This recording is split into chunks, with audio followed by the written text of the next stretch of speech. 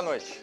Domínio Público, o seu programa de entrevistas, está de volta. Todas as sextas-feiras, você confere aqui assuntos da atualidade, a política e a economia através de entrevistas com convidados muito especiais. E hoje o nosso entrevistado é o doutor em Filosofia e Direito, Vambert Gomes de Lourenço. Ele irá falar sobre a crise política.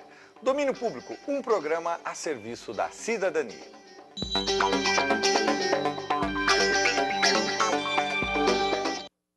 Vambert Gomes de Lourenço é doutor em Filosofia, mestre e doutor em Direito pela Universidade Federal do Rio Grande do Sul.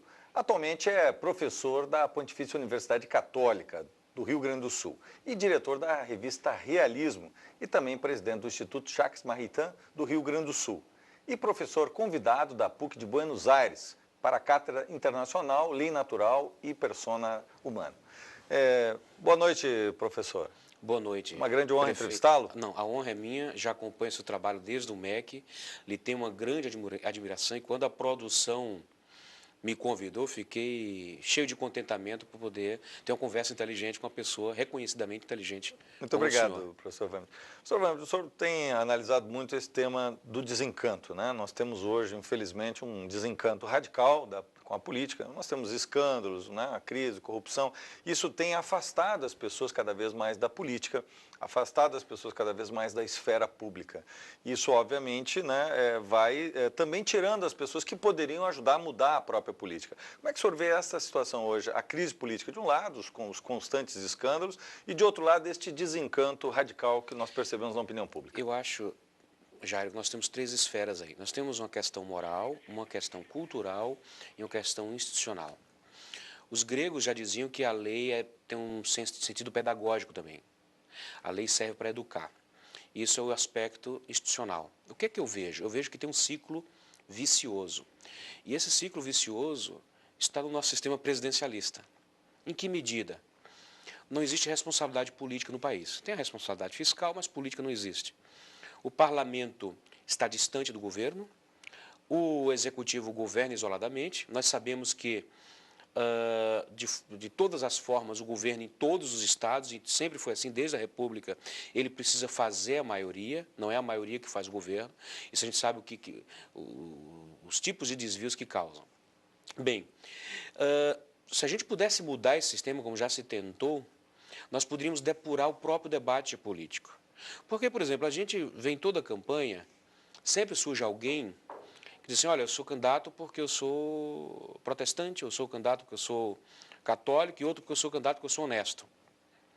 Quer dizer, honestidade é uma condição... É um pré-requisito, né? Claro. Não é uma condição, não é uma condição suficiente, é uma condição necessária. Eu pressuponho que o cara é honesto, que ele não vai lá para roubar, né? Mas o debate fica nisso. O debate é rasteiro. Esse debate rasteiro, que não traz em si as grandes questões, e as grandes questões são programáticas. Essas questões programáticas se diluem no nosso sistema presidencialista, nos embates eleitorais, e isso enfraquece a opinião pública no sentido dos seus fundamentos.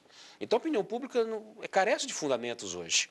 É o que a mídia passa. Se a mídia passa, constrói essa opinião pública, e eu não quero isentar aquele deputado que falou que estava se lixando para a opinião pública, não quero isentá-lo, mas há de se discutir profundamente o que ele quis dizer. Porque o que é a opinião pública hoje?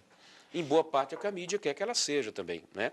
E por que isso acontece? Porque se carece de fundamentos. E aí vem um problema cultural. A questão cultural é que o povo, há décadas que está afastado da política.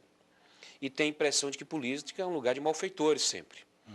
E o homem de bem, quando quer entrar na política, ele já entra com uma certa insegurança, com uma certa suspeição, porque sabe que o seu vizinho já vai, talvez, insinuar que ele já está entrando para tirar proveito. E o problema moral, que eu sei que o telespectador em casa talvez não goste de ouvir, que é um problema da média moral do povo brasileiro. Tá? O nosso povo é quem elege essa gente que está aí no parlamento. Eles não entram, estamos numa democracia, eles não entram pelas portas dos fundos. Quer dizer, é gente que entra pelo nosso sistema representativo. Então, nós temos... Eu acho que ele é um retrato do povo. Uma vez eu vi um embate entre um jornalista e um deputado, em que o jornalista dizia lave a boca, deputado, porque naquela questão passada do mensalão, em que boa parte do pessoal foi absolvido, o deputado explicava, mas a Câmara dos Deputados, o Parlamento, é a média do povo brasileiro. E o jornalista dizia, lave a boca, deputado, quando falar do povo brasileiro. Mas, na minha modesta opinião, o deputado está certo. Porque aqueles deputados ali não entraram de qualquer maneira, entraram para esse sistema representativo. Então, e aí nós temos que trabalhar uma cultura de paz, uma cultura de valores, uma cultura que traga valores morais, porque o telespectador talvez não discorde, porque ele já deve ter visto a cena, quando tomba um caminhão numa estrada, 2 pessoas socorrem o motorista e 30 saqueiam o caminhão. Isso é o povo brasileiro. Então não vamos ficar fazendo apologia do povo brasileiro, que o povo brasileiro, do ponto de vista ético e moral, há muito o que aprender também.